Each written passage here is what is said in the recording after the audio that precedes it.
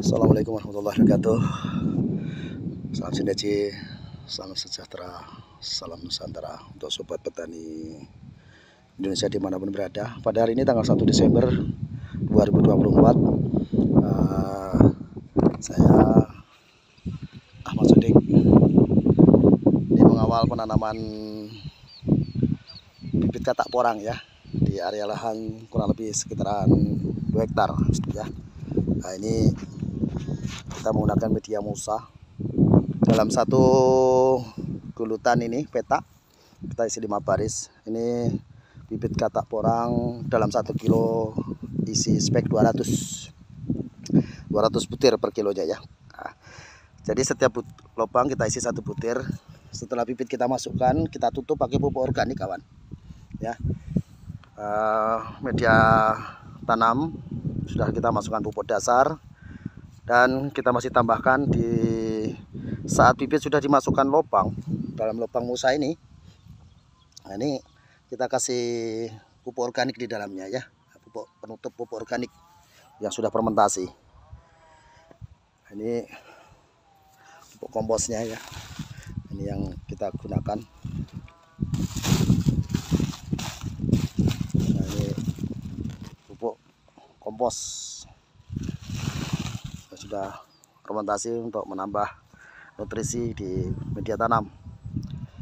Nah, ini saat kita melakukan penanaman dengan anggota bapak-bapak tani ini. Nah, ini yang belum disiapkan ya, besok hari Selasa baru kita masukkan tenaga kerja, saya rak pupuk, kita rapikan, baru kita tutup musa plastik.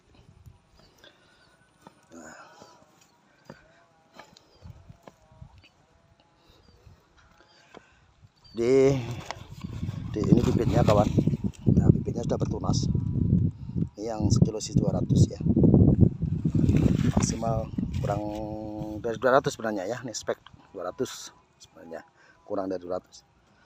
Nah, ini di lubang dalam menunggar ini kedalamannya kurang lebih 12 cm ya. 12 cm. Nah, seperti ini. Nah, karena nggak bisa dibun-bun lagi, mengadus agak sedikit dalam ya, sekitar 12 cm kedalamannya. Karena pakai musa, ini nggak pakai dibun-bun lagi. Nah, itu. Nah, di lubang ini namanya Pak Wiskarni, ini lahan beliau.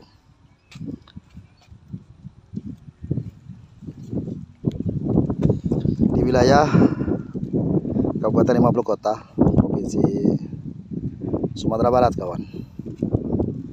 Nah, ini bapak yang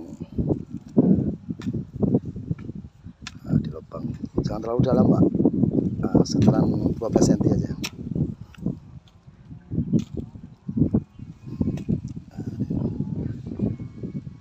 Nah, udah cukup pak.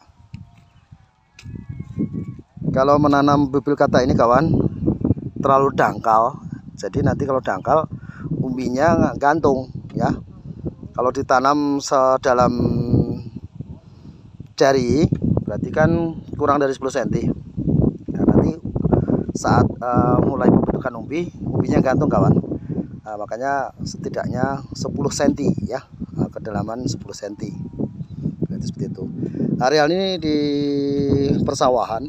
Jadi kalau pas tahun depan nanti itu debit curah hujan kurang, nanti bisa dimasukkan irigasi aliran air ya, melalui irigasi bisa dibasahi, dibenam menggunakan irigasi. Ini arealnya sawah kawan ya. Nah, ini sekelilingnya tanah padi, persawahan. Nah, ini persawahan semua kawan. Nah, ini yang sebelahnya ini sudah dipetak, cuma belum dibentuk gulutan tutup musa, besok hari Selasa ya. Nah, ini satu lokasi ini tergabung dengan kelompok petani. Ini sekitaran hampir 2 hektaran ya, lebih 2 hektar lebih lah kalau tergabung semua untuk wilayah di sini ini. Dan kita terus kembangkan kawan ya. Semoga di tahun-tahun depan 2025, 26, 27 dan seterusnya. Ini dapat pemerhatian dari pemerintah, khususnya Pak Presiden Prabowo, Kementerian Pertanian, bahwasanya komoditas pertanian andalan ekspor porang ini kan komoditas andalan ekspor kawan, dan manfaat porang itu sendiri banyak ya, untuk bahan farmasi, bahan kosmetik, untuk bahan lem, bahan pesawat, drone pengganti biji aluminium, dan bisa untuk penjernih air, bahan 99 jenis makanan ya. Termasuk bisa dibuat jadi beras porang ya. Jadi manfaatnya banyak. Seperti yang dicanangkan dari pihak pemerintah waktu itu, Pak Jokowi, hilirisasi kawan ya. Aturan pemerintah, kebijakan pemerintah sudah diterapkan, yaitu tidak diekspor dalam keadaan mentah ya, harus setengah jadi atau bahan jadi ke depannya ya. Karena penghasil porang dunia terbesar Asia, khususnya Indonesia ya, Vietnam, Myanmar, itu juga Cina, Jepang, itu penghasil, tapi terbesar wilayah Asia adalah Indonesia. Kualitasnya juga bagus karena tipikal tropis. Wilayah Indonesia ini bagus kawan. Bagi yang paham silahkan kembangkan terus porang, tanam porang, sistem tumpang sari kawan. Jadi tidak hanya porang saja yang ditanam. Nanti khususnya mitra-mitra binaan kami, kelompok grup-grup dari Porang Sago wilayah Sumbar yang kami bina, ini kami edukasi semua dengan sistem tumpang sari, dengan jagung, dengan cabai, dan komoditas pertanian yang lain bisa ya. Jadi caranya di tepi-tepi gulutan Musa ini, nanti tepinya kita tanam jagung kawan ya. Sisi di sebelah kanan ini nanti kita tanam jagung ayam misalnya ya. Terus untuk sebelahnya nanti di tepi Musa kita tanam cabai rawit kawan. Jadi nanam cabainya ataupun jagung tidak di dalam gulutan plastik ya, tidak di lubang mulsa, tapi di tepinya ya. Ini nanti di bandar tengah atau parit ini nanti kita korek, tanahnya kita tarik ke tepi ya, di tepi Musa ini kita tanam jagung biar airnya bisa lari. Terus di setiap tepi-tepi pematang dalam petaan ini, dalam piringan ini nanti diperdalam paritnya untuk buang airnya, sehingga jagung bisa hidup, tidak terlalu lembab dan tidak basah ya. Nah, itu seperti itu. Sekaligus untuk mendapatkan tambahan nilai produksi lahan ya, penghasilan petani, juga sebagai pelindung untuk naungan porang ya. Jagung itu nanti bisa untuk naungi porang, menjaga kelembapan tanah ya, karena porang ini mau yang lembab-lembab kawan ya. Lawan porang ini hanya air, dalam arti jika dalam penanaman porang atau bibit porang ini curah hujan kurang ataupun tanah tidak lembab, mati kawan, alias dormandini ya, dormandini. Makanya kita untuk pembibitan ini dari bibit kata ini kita tanam di sawah. Setelah nanti satu musim baru kita bongkar. Jadi satu lubang satu butir kayak gini yang ditanam sama bapak nih ya. Itu seperti itu, satu butir. Satu musim ini nanti kita bongkar. Kalau dijarangkan berarti nanti kita susun satu gulutan ini nanti untuk umbi hanya 2 baris, jaraknya 40 kali 40 ya. Kalau mulsanya ukuran 120 seperti ini, berarti umbinya di baris tengah, dua baris. Barisan tepi bisa kita tanam kata ulang kawan. Kata ini nanti menghasilkan umbi bibit di musim berikutnya nanti bisa kita tanam untuk musim berikutnya atau untuk umbi produksi. Pak, jangan yang kecil-kecil di pupuk aja nggak apa-apa Pak.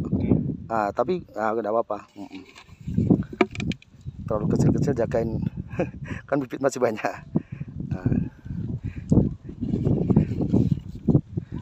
Itu udah gak bagus Pak.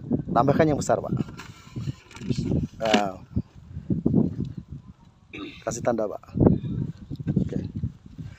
Jadi gitu ya kawan ya, sobat petani dimanapun berada. Ini durasinya terlalu panjang ya, Ya, semoga menjadi inspirasi bersama.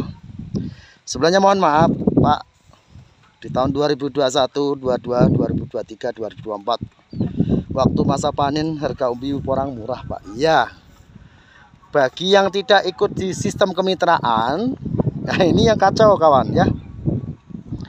Jadi menjualnya mereka-mereka ini kebingungan kemana dan siapa yang bisa dihubungi dan mau membeli. Jadi kalau tidak ada kaitan dengan kemitraan, harganya dipijak sama pakang maklar tengkulak. Nah ini kasusnya kayak gitu kawan.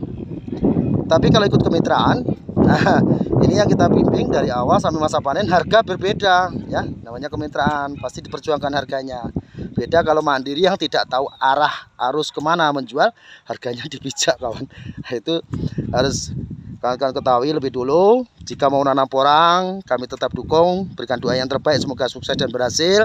Tapi ingat, ikuti siapa yang menyuruh, siapa yang bertanggung jawab. Saudara menanam di lahan saudara, harus bertanggung jawab untuk membelinya. Nah, tapi tidak hanya sebatas membeli saja, ada edukasi pengawalan. Itu gitu ya kawan ya. Oke, terima kasih kawan sobat petani Indonesia di mana berada. Semoga menjadi inspirasi bersama. Semoga komoditas ini menjadi tambahan pendapatan masyarakat petani dimanapun berada saudara yang sudah ikut menanam. Tetap semangat, selalu optimis, dan selalu berdoa kepada Allah SWT. Semoga senantiasa dalam lindungan Allah, panjang umur, sehat walafiat, dimurahkan rezeki. Tetap semangat kawan. Oke, saya tutup, saya akhiri.